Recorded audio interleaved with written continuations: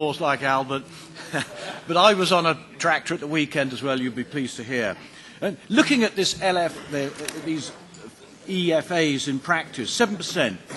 On my farm, I can find, that would be 28 acres. I can find about 10 out of ponds, pits, hedges, etc. But another 18, which is a field, is going to have to come out of production. That's going to be an empty field. All the farmers around me will have fields like that. Meanwhile, I've got to feed 35,000 chickens. They eat wheat. That wheat's going to get more expensive, which ultimately translates into higher egg prices for the consumer. It's got to. I think it's scandalous, this whole idea. However, if we've got to do it, can we try to use this to actually improve the land? Now, many people suffer from blackgrass. It would be quite a good opportunity to have a bare fallow or cultivation, at least to get rid of blackgrass, which is getting more and more difficult to control. I just want to say a couple of home truths about organic farming, which is being placed on this shelf above everything else as the perfect way to farm. You are far more likely to have ergot on an organic farm. Ergot, for those of you who don't know, is a deadly poison, and a baker in France was executed, a number of years, guillotined about 200 years ago because he baked bread that contained it. You're more likely to find potato blight on organic farms. You're certainly going to find more thistles, and you're going to find them using a big thistle digger to try and get rid of them. This is a machine that needs a tractor of about 180 horsepower.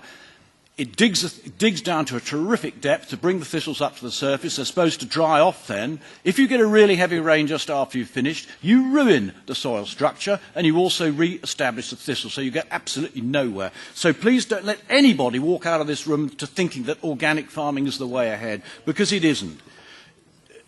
I quote that the measures must be executable and verifiable. Well, how can you prove that anything we do is going to change the climate? I know I've mentioned this time and time again, but you're chasing fairies. We are not going to change the climate. We respond to changes in the climate. That's all we can do.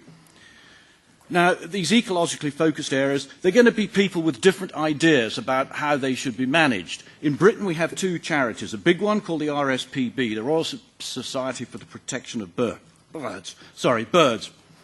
We also have something called the Songbird Survival Trust. These have totally different ideas of what should happen. Totally different. Yet one of them is going to get sway.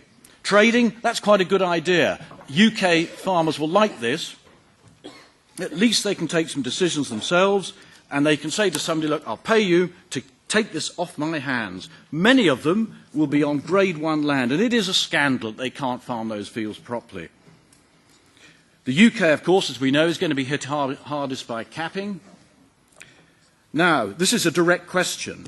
For those farms who are going to be capped, will the 7% EFA apply to them, the whole area? I'm not sure about that.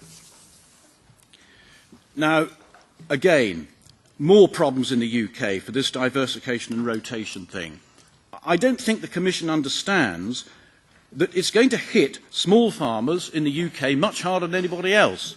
If they're grassland farmers, if they just plough up 10 acres for some barley, they're going to have 3 crops where they've ploughed it. Highly inconvenient.